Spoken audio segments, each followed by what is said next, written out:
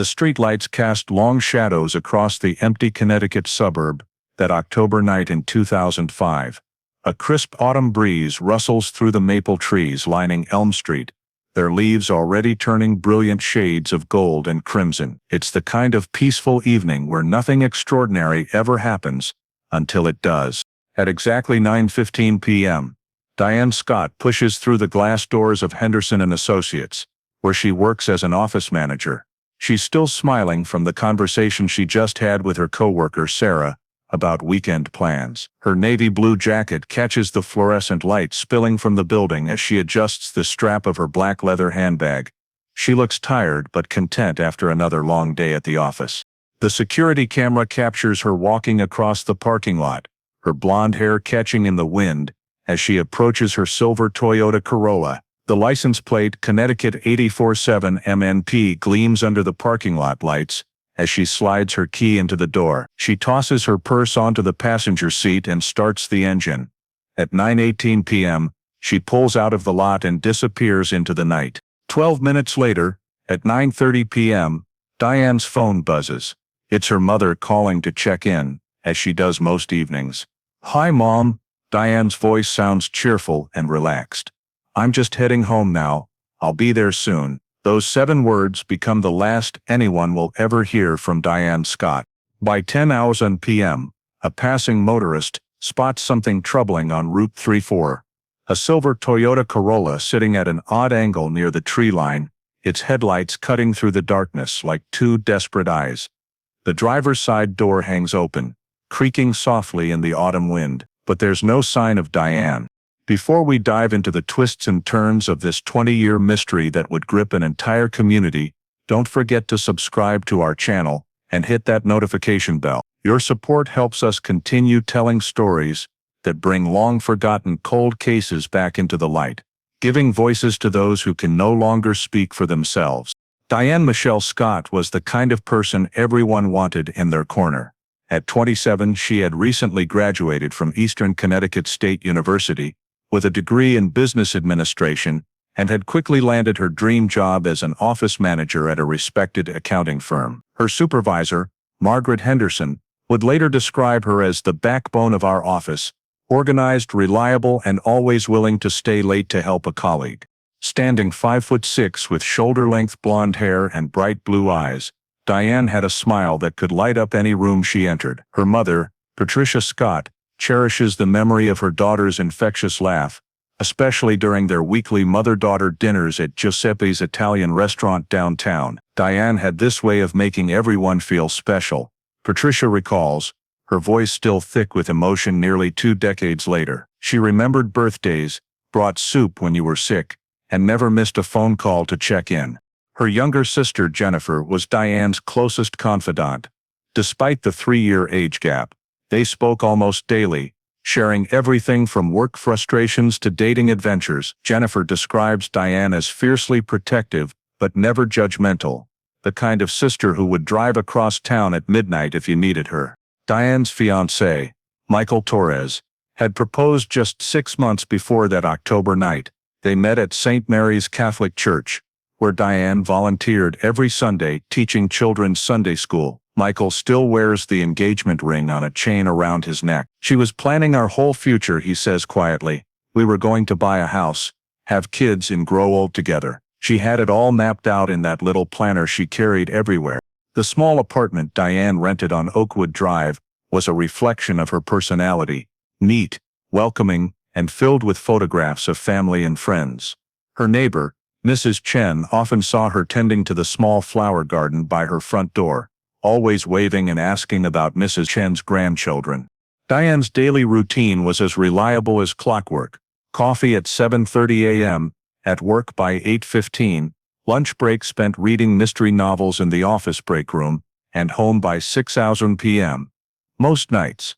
But October 12, 2005, wasn't like most nights. She had stayed late to finish quarterly reports, and she had plans to meet Michael for a late dinner at their favorite diner.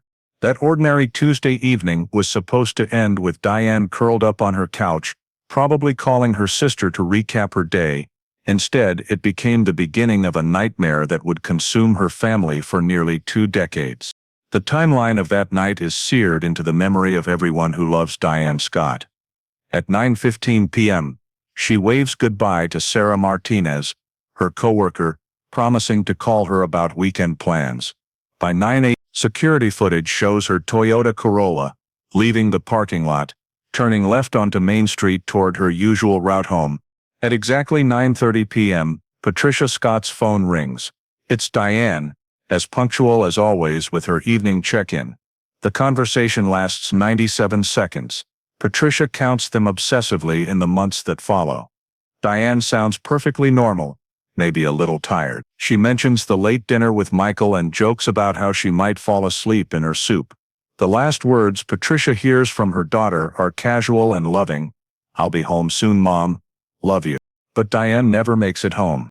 At 10:05 p.m., truck driver Eddie Ramirez is heading east on Route 34 when his headlights illuminate something that makes his blood run cold.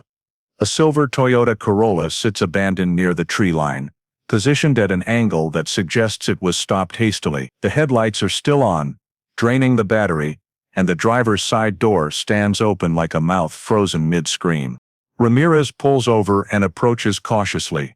The keys are still in the ignition, the engine running. Diane's black leather purse is nowhere to be found, but her work ID badge lies on the passenger seat, her smiling face staring up at the dome light. There are no signs of a struggle inside the vehicle, no broken glass, and no blood. It's as if Diane simply vanished into the Connecticut night. By 11:30 p.m., when Diane fails to show up for dinner, Michael Torres begins calling her phone. Each call goes straight to voicemail. His concern turns to panic when he calls Patricia, only to learn that Diane never made it home. Michael drives the route between Diane's office and her apartment 3 times, his heart hammering against his ribs as he searches for any sign of her silver Corolla. At 12:15 a.m., Eddie Ramirez's 911 call brings the first responders to Route 3. Officer Janet Walsh arrives to find the abandoned Toyota, its hazard lights now blinking weakly as the battery dies. She immediately recognizes this as more than a simple breakdown. The position of the car, the open door, the missing purse, every detail screams foul play. By 5:00 a.m., the Scott family's worst fears are confirmed when police arrive at Patricia's door. The words no mother ever wants to hear echo in the small living room. "We found your daughter's car abandoned. She's missing." The immediate response is swift and comprehensive. Within hours, search teams with flashlights and German shepherds are combing through the woods adjacent to Route 3. Mary's Catholic Church arrive at dawn, organizing into grid patterns to search every inch of the surrounding area. Diane's photograph, her bright smile and kind eyes, appears on hastily printed flyers that blanket telephone poles throughout the county. The initial investigation yields tantalizing but ultimately frustrating clues. A muddy footprint near the driver's side door doesn't match any shoes found in Diane's apartment. A witness comes forward claiming to have seen a man in dark clothing loitering near the area around 9:40, but the description is too vague to generate a useful sketch. Security cameras from nearby businesses show nothing unusual. Detective Ray Morrison, the lead investigator, works 18-hour days in those first crucial weeks. He interviews everyone in Diane's life, coworkers, family members, friends from church, and even casual acquaintances from her college days. No one can think of anyone who would want to hurt Diane. She has no enemies, no stalkers, and no recent conflicts. She's simply a young woman who was in the wrong place at the wrong time. As autumn turns to winter, the searches become less frequent, the media coverage dwindles, and Detective Morrison's caseload grows. The Diane Scott investigation doesn't officially go cold, but the daily urgency fades into weekly check-ins, then monthly reviews, then quarterly file updates. For the Scott family, however, time stops completely on October. The hardest part, Patricia Scott says, is not knowing. "If someone told me she was gone, I could grieve properly," she explains, sitting in her living room where Diane's high school graduation photo still holds a place of honor on the mantle. But how do you grieve someone who might walk through that door any minute? How do you plan a funeral when there's no body? How do you move on when every phone ring might be her calling for help? The months after Diane's disappearance blurred together in a haze of false hope and crushing disappointment. The first Christmas is unbearable. Patricia sets a place at the table out of habit, then stares at the empty chair until Jennifer gently removes the plate. Michael tries to maintain some semblance of normalcy, but by Valentine's Day 2006, he's sleeping on his best friend's couch, unable to bear the apartment he was supposed to share with his fiancée. Every few months brings a new lead that goes nowhere. A woman in Hartford thinks she sees Diane at a bus station. It's someone else. A gas station attendant in Massachusetts recognizes her photo. False alarm. Psychics call with visions of wooded areas and bodies of water, sending search teams on wild goose chases that drain both resources and hope. Detective Morrison retires in 2008, passing the case to Detective Linda Chen, who approaches it with fresh eyes but finds the same dead ends. The physical evidence from the scene has been properly stored, but DNA technology in 2005 wasn't sophisticated enough to extract useful profiles from the minimal traces found on Diane's jacket and car interior. By 2010, the 5th anniversary of Diane's disappearance passes with little media coverage.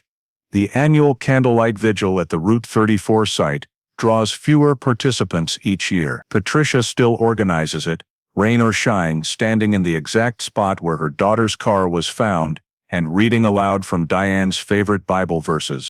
Jennifer graduates from nursing school, gets married, and has children, all milestones that should include her sister. She names her first daughter Diane Michelle, ensuring her sister's memory lives on in the next generation. But even happy occasions are tinged with sadness. I catch myself reaching for my phone to call her. Jennifer admits, even now, 15 years later, I still want to share good news with Diane first. The case files grow dusty in storage. New detectives rotate through the department, each one taking a cursory look at the Scott case before focusing on more recent crimes with better leads. The original evidence, fiber samples, fingerprint cards, photographs, sits in boxes in the basement of the Connecticut State Police headquarters, waiting for technology to catch up with justice. Patricia develops a routine that becomes almost ritualistic. Every year on October 12th, she drives to Route 34 at exactly 10:05 p.m., the moment Eddie Ramirez found the abandoned Toyota. She stands in the darkness, sometimes alone, sometimes with Jennifer and Michael, and talks to Diane as if she's listening. She updates her daughter on family news, tells her about Jennifer's children, and describes how much the neighborhood has changed.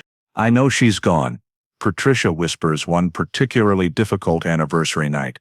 I know someone took my baby from me, but I also know that someday someone is going to answer for what they did to her. That faith sustains the Scott family through 17 years of silence. They attend grief counseling, try to build new routines, and attempt to find meaning in their loss by volunteering with other families of missing persons. But they never stop believing that answers will come. They just don't expect those answers to arrive through a computer screen in a laboratory. Dr. Maria Santos has been working in forensic genetics for 12 years, but she still gets excited when new technology offers hope for old cases. On a Tuesday morning in March 2022, she receives a call from Detective Jake Williams, the newest investigator assigned to the Scott case. Williams is young, ambitious, and convinced that advances in DNA genealogy might finally crack Connecticut's most frustrating cold case. We've got fiber samples from the victim's jacket that were collected in 2005, Williams explains to Dr. Santos. They tested negative for DNA back then, but I'm wondering if your new extraction methods might find something we missed. The evidence box arrives at the lab the following week, sealed and documented with the same chain of custody procedures that have kept it preserved for nearly 17 years. Santos examines the fiber samples under high-powered microscopes, noting the microscopic skin cells and other biological material that 205 technology couldn't detect. The extraction process takes 3 weeks, using advanced enzymatic techniques and ultra-sensitive amplification methods. Dr. Santos and her team managed to develop a partial DNA profile from epithelial cells embedded in the fabric fibers. It's not a complete profile, only 13 markers instead of the standard 20, but it's enough to run through coldest, the national DNA database. No matches. But Dr. Santos doesn't give up. She uploads the profile to GED Match, a public genealogy database where people submit their DNA results to find relatives. The search generates dozens of potential familial connections, fourth cousins, fifth cousins, and people who share small segments of DNA with the unknown contributor. Working with genetic genealogist Rebecca Torres, no relation to Michael, Dr. Santos begins building family trees. They start with the closest matches and work backward through generations, mapping births, deaths, marriages, and geographic movements. The process is painstaking, like assembling a jigsaw puzzle where most of the pieces are missing. After 6 weeks of research, a pattern emerges. Multiple family lines converge in Connecticut. In the 1980s and 1990s, several male descendants of Irish immigrants, who settled in Hartford in the early 1900s, still live in the same general area where Diane disappeared. The list narrows to 17 possible contributors. Detective Williams begins the delicate process of investigating each man without alerting them to the investigation. Background checks, employment records, address histories, every detail scrutinized for connections to the Scott case. One name stops Williams cold: Robert James Murphy, age 42, currently residing in West Hartford. In October 2005, Murphy lived on Cedar Lane, just 3 blocks from Diane's apartment building. His employment records show he worked part-time as a mechanic at Sullivan's Auto Repair, which closed at 6:00 p.m., giving him plenty of time to be in the Route 34 area. Williams digs deeper. Murphy has a minor criminal record, petty theft in 1999, and disorderly conduct in 2003. Nothing violent, nothing that would flag him as a person of interest in a missing person case. He's married with 2 teenage children, coaches Little League Baseball, and attends St. Patrick's Catholic Church regularly. To his neighbors, he's Bobby Murphy, the guy who fixes their lawnmowers and helps shovel snow from their driveways. But Murphy's alibi from October 12, 2005, has holes. He told police he was home watching television with his wife, but his wife worked night shifts at Hartford Hospital and phone records show his cell phone pinging towers along Route 34 between 9 hours that night, something he never mentioned to investigators. The DNA evidence is circumstantial but compelling. Williams needs more. On a humid Thursday morning in July 2022, Detective Williams positions himself outside Murphy's favorite coffee shop. When Murphy discards his paper cup in a trash can, Williams waits exactly 15 minutes before retrieving it. The DNA profile from Murphy's saliva is a perfect match to the unknown sample from Diane's jacket. 17 years after Diane Scott vanished into the Connecticut night, investigators finally have their suspect. At 6:23 a.m. on August 15, 2022, Detective Williams leads a team of 6 officers to 47 Maple Street in West Hartford. The house is a modest colonial with white siding and black shutters, indistinguishable from dozens of others in the neighborhood. A basketball hoop hangs over the garage door, and children's bicycles lean against the front porch. Mrs. Teresa Murphy is watering her flower garden when the police cars pull into her driveway. The confusion on her face turns to terror as officers in tactical gear approach her front door. "Bobby," she calls toward the house, her voice cracking with panic. "Bobby, come out here." Robert Murphy emerges from the kitchen wearing a Hartford Whalers t-shirt and holding a cup of coffee. For a moment, he looks more puzzled than afraid. Williams can see him processing the scene, the police cars, the officers, and his wife's frightened face. "Robert James Murphy," Williams says, his voice steady and professional, "you're under arrest for the murder and abduction of Diane Scott." Murphy's coffee cup slips from his fingers, shattering on the concrete steps. His knees buckle slightly, and he grabs the doorframe for support. "I don't know what you're talking about," he whispers, but his face has gone pale as winter snow. The handcuffs click with a sound that seems to echo through the quiet neighborhood. Mrs. Murphy begins sobbing, demanding to know what's happening and why police are arresting her husband of 18 years. Murphy's teenage son appears at an upstairs window, his face pressed against the glass as he watches his father being led away in handcuffs. By noon, news vans line Maple Street. Neighbors emerge from their houses to talk to reporters, their shock genuine and profound. "Bobby helped me move my refrigerator last month," says next-door neighbor Carl Anderson. "He's coached my son's baseball team for 3 years. This has to be some kind of mistake." But at Connecticut State Police Headquarters, the interrogation reveals a different Robert Murphy than the helpful neighbor and devoted father his community knows. Detective Williams spreads the evidence across the metal table in interview room B. DNA reports, timeline reconstructions, cell phone tower data, and a photograph of Diane Scott smiling at the camera. Murphy stares at Diane's picture for nearly 30 seconds before speaking. "I never meant for any of this to happen," he says finally, his voice barely above a whisper. Williams keeps his expression neutral, but his heart rate accelerates. After 17 years, someone is finally going to tell him what happened to Diane Scott. Murphy's confession comes slowly, in fragments and false starts. He describes seeing Diane at gas stations and grocery stores around the neighborhood, becoming obsessed with her routine, and following her car on several occasions. On October 12, 2005, he was driving aimlessly after an argument with his wife when he spotted Diane's Toyota on Route 3. "I just wanted to talk to her," Murphy claims, though Williams notes how his story shifts and changes with each telling. "I flagged her down and told her she had a flat tire. When she got out to look, I panicked. She was going to scream, going to run. I didn't mean to hurt her." The confession continues for 4 hours, with Murphy's attorney arriving halfway through to advise his client to stop talking. But Murphy seems compelled to continue, as if 17 years of carrying this secret has finally become too heavy to bear. When news of Murphy's arrest reaches the Scott family, Patricia collapses in her kitchen, sobbing with relief and rage in equal measure. "All these years," she keeps repeating to Jennifer, who holds her mother while tears stream down her own face. "All these years, he was right there. He probably saw us at the vigils. He knew what he'd done to our family, and he just went on living his life." Michael Torres, now 44 and remarried with children of his own, sits in his car outside the police station for 2 hours, trying to process the news. The man who destroyed his life, who stole his future with Diane, had been living 3 miles away the entire time, coaching Little League and fixing lawnmowers, and pretending to be a pillar of the community.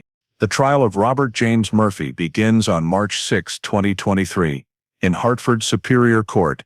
Judge Margaret Delacroix presides over a courtroom packed with media, community members, and Murphy's stunned family and friends. The contrast is stark. On one side, the Scott family and their supporters, many wearing buttons with Diane's photograph. On the other, Murphy's wife and children, looking bewildered and broken. Prosecutor Elizabeth Chen, no relation to the former detective, builds her case methodically. The DNA evidence is overwhelming. The probability that the genetic material found on Diane's jacket belongs to someone other than Robert Murphy is 1 in. Cell phone records place Murphy in the exact area where Diane's car was found, contradicting his original alibi. Most damning of all, excerpts from Murphy's confession play on speakers throughout the silent courtroom.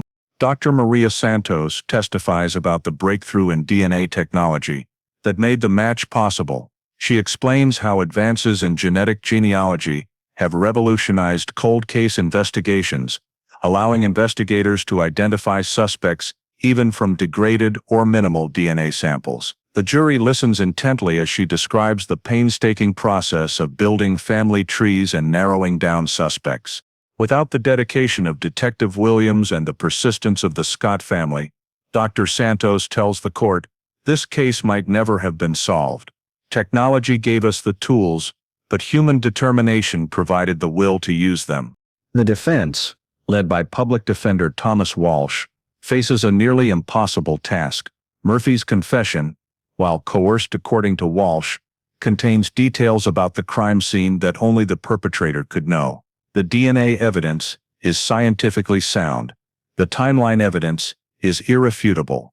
Walsh's strategy focuses on Murphy's mental state and character witnesses, who testify to his reputation as a good neighbor and father. Robert Murphy made a terrible mistake 17 years ago, Walsh argues in his closing statement. But he's not the monster the prosecution wants you to believe. He's a man who made one catastrophic decision that destroyed multiple lives, including his own. Patricia Scott takes the witness stand on the fourth day of testimony, dressed in a navy blue suit, the same color as the jacket Diane wore on her last night. She speaks directly to the jury about 17 years of not knowing. Every birthday, every Christmas, every family gathering, there was an empty chair, she testifies, her voice steady, despite the tears streaming down her face. I couldn't grieve properly, because I didn't know if my daughter was alive somewhere, hoping I would find her. Robert Murphy stole Diane's life, but he also stole 17 years of my life. 17 years of my family's life. We couldn't move forward, couldn't find peace, because we didn't know what happened to our girl. Jennifer follows her mother to the witness stand, describing how Diane's disappearance affected every major milestone in her life. When I got married, I kept looking for her in the church, she testifies. When my children were born, I grieved all over again, because Diane would never be an aunt. When I see my daughter playing with her cousins, I think about the children Diane never got to have, because Robert Murphy decided her life didn't matter. Michael Torres, now graying at the temples and wearing a wedding ring that isn't the one he bought for Diane, speaks about the guilt that consumed him for years. I blamed myself for not driving her home from work that night, he tells the jury. I wondered if I could have protected her somehow. It took me years to understand that Robert Murphy is the only person responsible for what happened to Diane. Murphy himself never takes the stand, sitting silently beside his attorney throughout the 8-day trial. His wife and children attend every day, their presence a reminder that his crime has created multiple victims. On March 17, 2023, after deliberating for less than 4 hours, the jury returns with a verdict: guilty of murder in the first degree, guilty of kidnapping, and guilty of tampering with evidence. Murphy shows no emotion as the verdict is read, but his wife's sobs echo through the courtroom.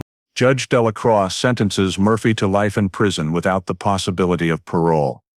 Mr. Murphy, she says, looking directly at the defendant, you have not only taken an innocent life, but you have also tortured a family for 17 years with your silence. Your actions demonstrate a callous disregard for human suffering that demands the harshest penalty available under law. As Murphy is led away in handcuffs, Patricia Scott whispers a single word: finally. Outside the courthouse on that March afternoon, Patricia Scott faces the media for what she hopes will be the last time. Her silver hair catches the spring sunlight as she reads from a prepared statement, her voice stronger than it's been in 17 years. Today, justice was served for my daughter Diane, she begins. But I want to be clear about something. This verdict doesn't bring Diane back. It doesn't give me 17 years with my daughter that Robert Murphy stole from us. What it does give us is the truth and the knowledge that the person who destroyed our family can never hurt anyone else. She pauses, looking directly into the television cameras that will carry her words across Connecticut and beyond. To other families, still waiting for answers, still searching for their missing loved ones, don't give up. Technology is advancing every day. DNA evidence that couldn't be processed in 2005 led to justice in 2023. Your answers may be coming sooner than you think. Detective Williams, now promoted to sergeant, reflects on the case that defined his career. Diane Scott never got to live the life she planned, he says. She never got to marry Michael, never got to have children, and never got to grow old with her family. But her case has proven that no matter how much time passes, no matter how cold a case gets, justice is still possible. That's Diane's legacy now. Hope for every family still waiting. Dr. Maria Santos returns to her laboratory, where boxes of evidence from dozens of other cold cases wait for analysis. The technology that solved Diane's case is being applied to murders, disappearances, and sexual assaults that have baffled investigators for decades. Every day brings new possibilities, new hope for families like the Scotts. For Michael Torres, the verdict brings a complex mixture of relief and sadness. He visits Diane's grave for the first time since her memorial service in 2008, placing a bouquet of yellow roses, her favorite flower, on the headstone that finally contains accurate dates of birth and death. I used to be angry that I moved on, that I got remarried and had kids.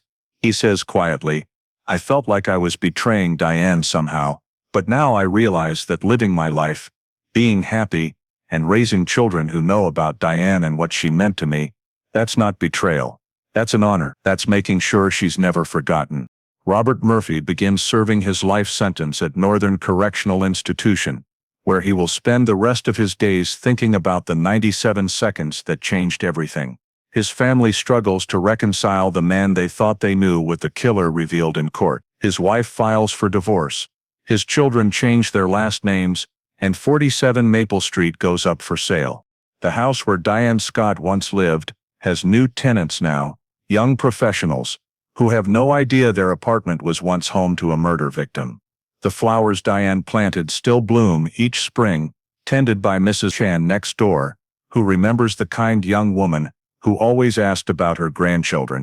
On October 12, 2023, 18 years to the day after Diane's disappearance, Patricia Scott drives to Route 34 one final time. But instead of standing in darkness and grief, she arrives in daylight with Jennifer's children, and a small group of friends from St. Mary's Church. They plant a dogwood tree in the exact spot where Diane's Toyota was found, its white blossoms a symbol of renewal and hope. A small plaque at the base reads, In memory of Diane Michelle Scott, 1978-2005. Beloved daughter, sister, and friend, forever in our hearts. Patricia no longer needs to speak to Diane in the darkness, wondering if she's listening. Now she knows her daughter can rest in peace, and that knowledge allows her to finally begin living again instead of just surviving. The Diane Scott case reminds us that some wounds never fully heal, but they can transform from sources of pain into wellsprings of purpose. For every family still waiting, still searching, still hoping for answers about their missing loved ones, Diane's story offers a powerful truth. Justice may be delayed, but it doesn't have to be denied. Technology will continue advancing. DNA techniques will become more sophisticated. Genealogy databases will grow larger and more comprehensive. And somewhere in evidence rooms across the country, boxes of preserved samples wait for their moment. Wait for the breakthrough that will finally give families the answers they've been seeking for years, or even decades. For Diane Scott, that moment came 17 years too late. But it came nonetheless, carried on the wings of scientific progress and sustained by a family's unshakable faith that truth, however elusive, will always find a way to surface. In a world where so many stories end without resolution, where so many families never learn what happened to their loved ones, Diane's case stands as a beacon of hope. It reminds us that every piece of evidence matters. Every advancement in forensic science has the potential to unlock decades-old mysteries, and every family that refuses to give up contributes to a future where justice knows no statute of limitations. The Connecticut suburbs are quiet again now, just as they were on that October night in 2005 when Diane Scott disappeared into the darkness. But the silence no longer holds secrets. The truth has finally been spoken, justice has finally been served, and a family has finally found the peace that only comes with answers. That peace is Diane's final gift to those who loved her, and her lasting promise to every family still waiting in the darkness, still believing that someday, somehow their own answers will emerge into the light.